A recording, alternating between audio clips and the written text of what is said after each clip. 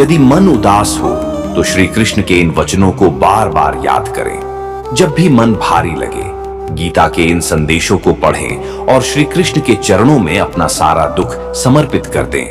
वे हर समय हमारे साथ हैं, हमें बस उन पर विश्वास रखना है। जब जीवन में दुख और कठिनाइयां आती हैं तो मन भारी हो जाता है। ऐसे समय में श्री कृष्ण के अमृत वचन हमें सुकून और शांति देते हैं। श्रीमद् भगवद गीता में श्री कृष्ण ने जीवन, दुख और शांति के बारे में गहरे रहस्य बताए हैं। आइए उनकी कुछ दिव्य शिक्षाओं को सुने और अपने मन को शांत करें। मनुष्य अपने विश्वास से निर्मित होता है। जैसा वह विश्वास करता है वैसा ही वह बन जाता है। जब हम अपने मन में नकारात्मक विचार पालते हैं तो हमारा जीवन भी वैसा ही बन जाता है। लेकिन जब हम स्वयं पर और ईश्वर पर भरोसा रखते हैं तो हर मुश्किल आसान लगने लगती है। न तो सुख स्थायी है न दुख, दोनों ही आते जाते रहते हैं। इन्हें धैर्यपूर्वक सहन करो। अगर अभी दुख है तो घबराओ मत, ये भी एक दिन चला जाएगा। सुख दुख जीवन का हिस्सा है, बस इन्हें संतुलन के साथ स्वीकार करो। जो हुआ वह अच्छे के लिए हुआ, जो हो रहा है वह भी अच्छे के लिए हो रहा है, जो होगा वह भी अच्छे के लिए ही होगा। यह विश्वास हमें हर परिस्थिति में शांत रखता है। कभी कभी जो हमें बुरा लगता है वही आगे चलकर हमारे लिए वरदान बन जाता है। व्यक्ति को अपने कर्म पर ध्यान देना चाहिए, न कि फल की चिंता करनी चाहिए। चिंता मत करो, बस अपना काम करते रहो। जब समय आएगा तब ईश्वर तुम्हें वह सब देगा जो तुम्हारे लिए सही होगा। तू क्यों व्यर्थ चिंता करता है? किससे व्यर्थ डरता है? कौन तुझे मार सकता है? आत्मा न कभी जन्म लेती है न मरती है। ये जान लो कि तू जो हुआ वह अच्छे के लिए हुआ, जो हो रहा है वह भी अच्छे के लिए हो रहा है, जो होगा वह भी अच्छे के लिए ही होगा। यह विश्वास हमें हर परिस्थिति में शांत रखता है। कभी कभी जो हमें बुरा लगता है वही आगे चलकर हमारे लिए वरदान बन जाता है। व्यक्ति को अपने कर्म पर ध्यान देना चाहिए, न कि फल की चिंता करनी चाहिए। चिंता मत करो, बस अपना काम करते रहो। जब समय आएगा तब ईश्वर तुम्हें वह सब देगा जो तुम्हारे लिए सही होगा। तू क्यों व्यर्थ चिंता करता है? किससे व्यर्थ डरता है? कौन तुझे मार सकता है? आत्मा न कभी जन्म लेती है न मरती है। ये जान लो कि तुम सिर्फ यह शरीर नहीं हो, तुम एक अमर आत्मा हो। इसलिए न डरने की जरूरत है न चिंता करने की। मैं सिर्फ यह शरीर नहीं हो, तुम एक अमर आत्मा हो। इसलिए न डरने की जरूरत है न चिंता करने की। जब तुम्हारा मन बहुत व्याकुल हो तो बस मेरा स्मरण करो। मैं हर क्षण तुम्हारे साथ हूं। जब भी मन परेशान हो, आंखें बंद करके श्री कृष्ण का नाम लो। उनके प्रेम और आशीर्वाद को महसूस करो, तुम्हें शांति मिलेगी।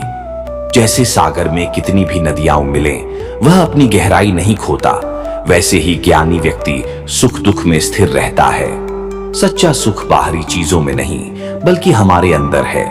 जब हम अंदर से शांत होते हैं तब कोई भी परिस्थिति हमें विचलित नहीं कर सकती।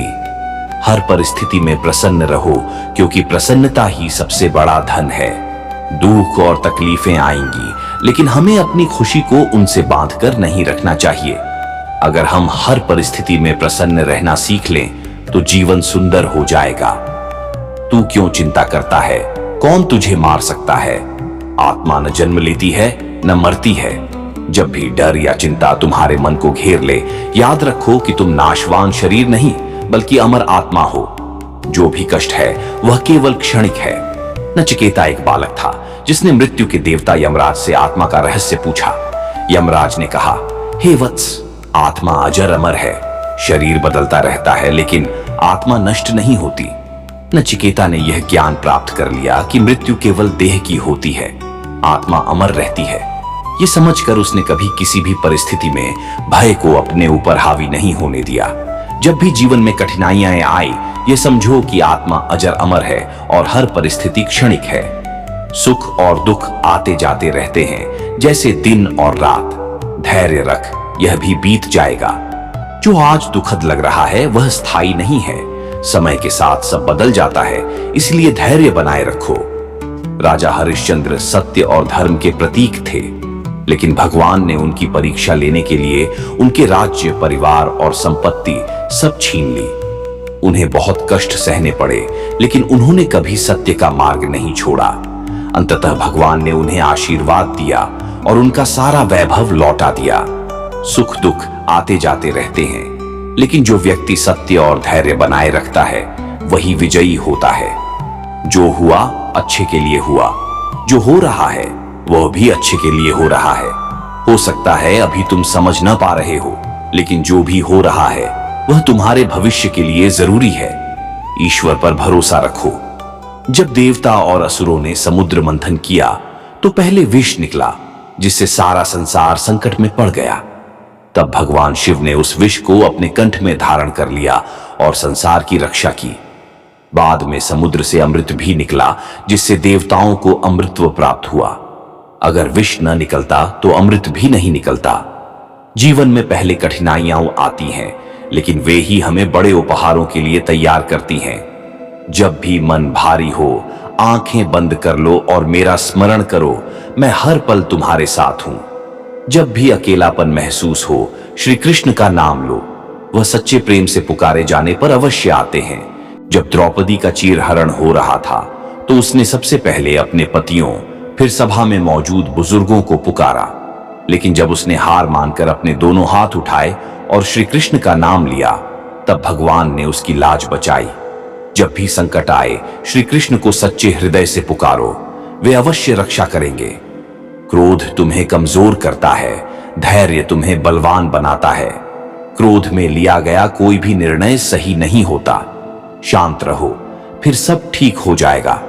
एक बार भगवान परशुराम गणेश जी के पास मिलने गए, लेकिन गणेश जी ने उन्हें अंदर जाने से रोक दिया।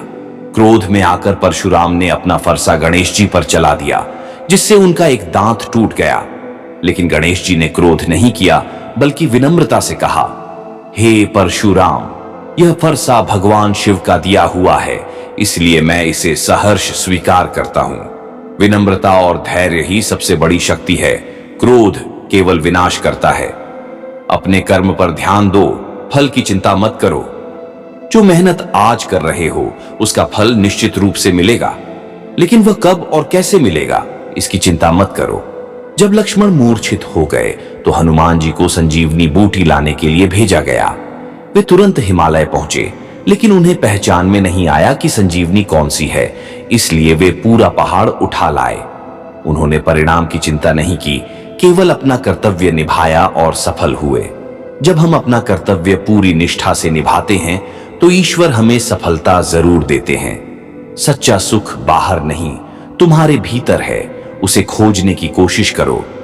कोई वस्तु, व्यक्ति या परिस्थिति तुम्हें स्थायी सुख नहीं दे सकती। सच्ची खुशी केवल अपने भीतर से आती है। राजा जनक ने अनेक सुख सुविधाओं के बावजूद सच्चे आनंद की खोज में अष्टावक्र आर्षि की शरण ली। उन्होंने सिखाया कि सच्चा सुख बाहरी वस्तुओं में नहीं, बल्कि आत्मज्ञान में है। जनक ने जब यह सीखा तो वे सब सुख सुविधाओं के बीच रहते हुए भी अडिग और शांत रहने लगे। जब तक मन बाहरी चीजों में सुख ढूंढेगा, तब तक अशांति रहेगी। सच्ची खुशी भीतर से आती है। जो व्यक्ति अपने मन पर नियंत्रण पा लेता है, वही सच्चा विजेता है।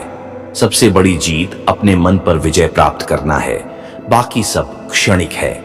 महाभारत के युद्ध में अर्जुन का मन विचलित हो गया था। वह अपने ही बंधु बांधवों के खिलाफ युद्ध करने से डर रहा था। तब श्री कृष्ण ने उसे गीता का उपदेश दिया और बताया कि मन की दुर्बलता को त्याग कर अपने कर्तव्य का पालन करो। जो अपने मन को नियंत्रित कर लेता है, वही जीवन में सच्ची विजय प्राप्त करता है। श्री कृष्ण और अन्य देवताओं की ये शिक्षाएं हमें बताती हैं कि हर संकट के बाद समाधान आता है, हर दुख के बाद सुख आता है। जब भी मन उदास हो, बस इन शिक्षाओं को याद करो। श्री कृष्ण हर समय हमारे साथ हैं, बस हमें उन पर विश्वास रखना है। हे पार्थ, तू बस मेरा स्मरण कर, मैं तुझे हर दुख और संकट से बाहर निकाल दूंगा। जब मन भारी हो तो श्री कृष्ण के इन वचनों को सुनो। जब जीवन में संघर्ष बढ़ जाता है, जब अपने भी पराये लगते हैं, जब मन हार मानने को तैयार हो जाता है, तब श्री कृष्ण का स्मरण ही वह प्रकाश है जो अंधकार को मिटा सकता है। क्या तुमने कभी सोचा है कि क्यों हमें इतना दुख सहना पड़ता है? क्यों बार बार ठोकर मिलती है? क्यों हमें वही लोग दर्द देते हैं जिनसे हम सबसे ज्यादा प्रेम करते हैं? क्योंकि ईश्वर हमें तोड़ने के लिए नहीं बल्कि निखारने के लिए परीक्षा लेते हैं। वह हमें कमजोर नहीं बल्कि मजबूत बनाना चाहते हैं। तो आओ इस पीड़ा को श्री कृष्ण के चरणों में समर्पित करें, उनके अमृत वचनों को सुनें और अपने जीवन को एक नई दिशा दें। तू अकेला नहीं है, मैं हर क्षण तेरे साथ हूं। जब दुनिया तुम्हें छोड़ दे, जब कोई तुम्हारी भावनाओं को न समझे, तब यह याद रखना, श्री कृष्ण तुम्हारे हर आंसू को देख रहे हैं। सुदामा, जो एक निर्धन ब्राह्मण थे, अपने बचपन के मित्र श्री कृष्ण से मिलने द्वारका पहुंचे। उनकी झोली में देने के लिए सिर्फ थोड़ा सा सत्तू था, लेकिन श्री कृष्ण ने उसे प्रेम से ग्रहण किया। द्वारका के राजा होकर भी उन्होंने अपने मित्र की हालत देखकर रो पड़े। सच्चा प्रेम कभी स्थिति या परिस्थिति से नहीं बदलता। जो सच्चे हृदय से पुकारता है, श्री कृष्ण उसकी पुकार अवश्य सुनते हैं। जो भी हो रहा है उसमें मेरी ही योजना है, मुझ पर विश्वास रखो। जब जीवन में सब कुछ बिखरता हुआ लगे, जब कोई राह न दिखे, तब श्री कृष्ण का यह वचन याद रखना, जो हो रहा है वह तुम्हारे भले के लिए ही हो रहा है। राजा भोज ने मीरा को जहर भेजा, लेकिन मीरा ने उसे श्री कृष्ण का प्रसाद मानकर पी लिया। परिणाम, वह जहर भी अमृत बन गया। जब तुम श्री कृष्ण पर पूर्ण विश्वास रखोगे, तब दुनिया की कोई भी शक्ति तुम्हारा अहित नहीं कर सकती।